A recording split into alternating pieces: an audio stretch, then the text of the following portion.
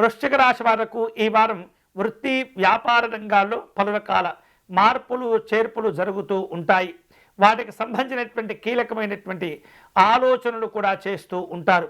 ఉన్నతాధికారులతో మాట్లాడే సందర్భంలో తొందరపడకుండా సంయమనంతో వ్యవహరిస్తూ మీరు చేపట్టే పనులు పూర్తి చేసుకుంటూ ఉండాలి.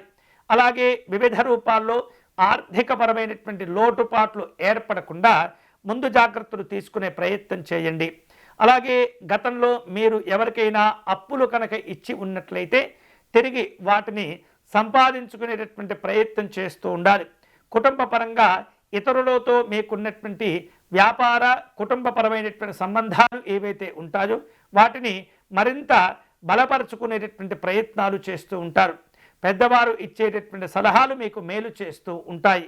రాజకీయపరమైనటువంటి అంశాల్లో పలు రకాల సంభాషణలు సమాలోచనలు కుటుంబపరంగా జరిపే అవకాశాలు ఉన్నాయి. పరిశోధనా రంగంలో ఉన్నటువంటి వారు ఈ వారం కొన్ని కీలకమైనటువంటి విషయాలు తెలుసుకుంటూ ఉంటారు. రహస్య సంబంధమైన గోప్యంగా ఉంచవలసినటువంటి పలు రకాల అంశాలను ఈ వారం మీరు చాలా జాగ్రత్తగా కాపాడవలసినటువంటి బాధ్యత కూడా మీ పైన ఉండబోతుంది.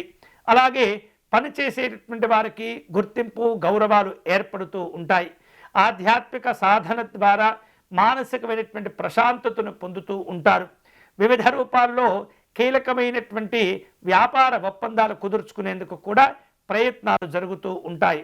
ఈ వారం శుభ ఫలితాలను పొందేందుకై ఈ వృశ్చిక రాశి వారు పంచముఖ ఆంజనేయ స్వామి వారిని పూజించాలి.